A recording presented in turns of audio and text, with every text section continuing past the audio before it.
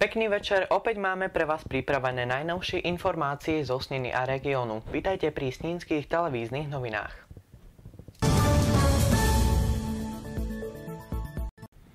Máčanka v Belej nad Cirochou zožala úspech. Na akciu prišlo približne 4500 ľudí. Jazdilo sa v blate, pílilo drevo, no tiež sa aj varilo. Súťaže vo Vrovde sa zúčastnilo asi 94 koliek. Každý, kto mal pri sebe vodický preukaz a chcel zažiť jazdu na upravenej trati plnej blata na vlastnej koži, mal šancu. 10 súťažiacich súťažilo v pílení dreva. Kto sa na tejto akcii nezúčastnil, môže sa prísť pozrieť na budúci rok. Organizátori totiž uvažujú túto akciu zopakovať. Táto akcia mala aj charitatívnu myšlienku. Vyzbierané peniaze poputovali 40-ročnému drevorúbačovi z Belej nad Cirochou, ktorého pri práci zranil strom a je na vozíčku. V auguste minulého roka pribudli po celom meste kontajnerové stanovišťa, ktoré chránili odpadkové koše pred neprispôsobivými obyvateľmi mesta. Mali tak zabrániť neporiadku, lenže v dokonalom stave nevydržali. Poškodené zámky tak zabránili čistote a kontajnery sa sprístupnili aj bezdomovcom či Rómom. Neporiadok v meste sa tak opäť zvýšil. Neviem vám teraz povedať, ako to zabezpečíme, lebo to není zase, by som povedal, všeobecný jav. Je zo pár takých podávaných a vôbec vy ste pred chvíľou hovorili, že sa zvýšil neporiadok v meste. Nemyslím si, že sa zvýšil neporiadok v meste. Je zo pár kontajnerových stanovísk, ktoré sú problémové.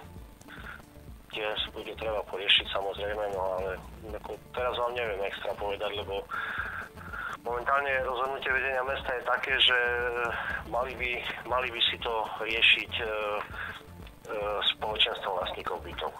Oni keď dostali kľúče, dostali ten sprievodný list, kde vlastne dostali aj kontakt na dodávateľa zámkov, aby si to riešili ako oni. Neviem, či to budú riešiť skôr, čo mám informácie, tak z ich strany je to zamietavé stanovisko, aby to riešili. Takže momentálne je to tak trošku, neviem, na mŕtvom bode, ale hovorím, tých poškodených kontajnerových stanovisk v porovnaní s celkovým počtom 255 je, by som povedal, niekoľko kusov.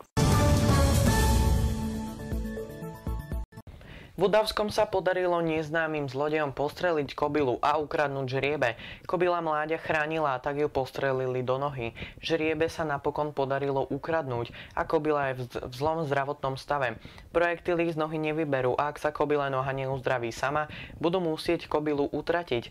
Policajná hovorkyňa Jana Migaľová uviedla, že páchateľovi hrozia až 2 roky za mrežami. A podľa najnovších informácií našli policajti žriebe v lese. Bolo vychudnuté a poranené. Podľa majiteľa schudlo asi 80 kg. Ak sa zdravotný stav žriebeťa aj kobily nezlepší, majiteľ sa s nimi môže rozlúčiť. V Snínskom kaštieli v týchto dňoch nájdete naozaj všetko, na čo si len spomeniete. Autor výstavy pospájal všetky veci, čo mal pod rukou a vytvoril tak naozaj prekvapivé a očarujúce diela. Výstava potrvá do 4. júna tohto roka. Ak ste sa ešte na jeho diela neboli pozrieť, my vám to teraz ponúkneme. Výstava Petra Kalmosa v Snínskom kaštieli je pre každého návštevníka očarujúca. Autor výstavy priamo na mieste zhotovil z nepotrebných vecí stroje, ktoré sa síce zdajú byť na prvý pohľad nepoužiteľné, no predsa len nejaký význam majú. Nájdete tu naozaj všeličo, od tichých až po hlučné veci.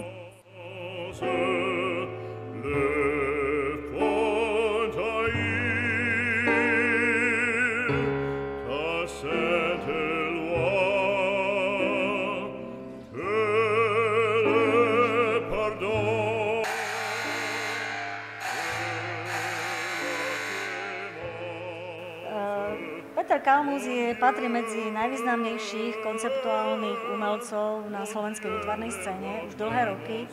On stále do tej nežnej revolúcie bol na tej opačnej strane, na strane alternatívneho umenia, na strane undergroundu.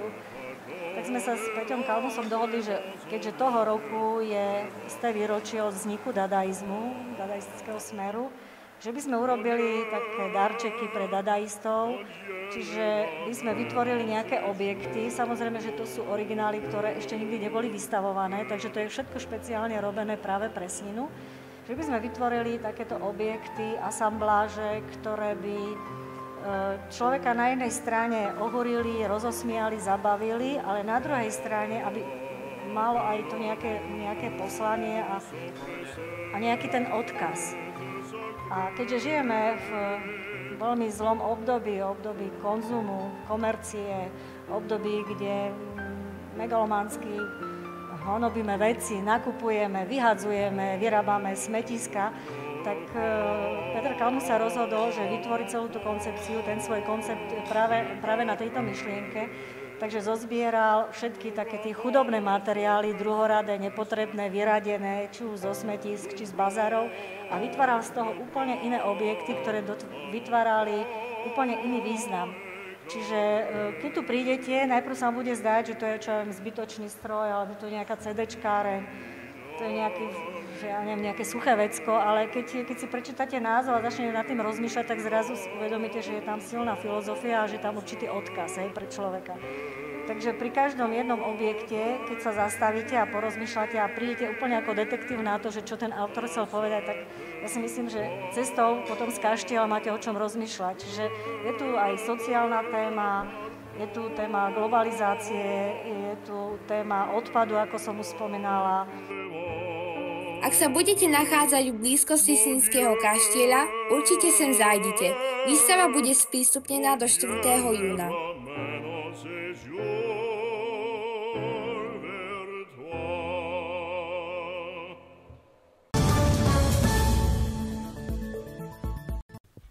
Upozorňujeme, že po moste Majer Tabla autom neprejdete. Opravujú ho. Ďalej neprejdete po moste na Sládkovičovej a na Jesenského ulici pod Červencovo.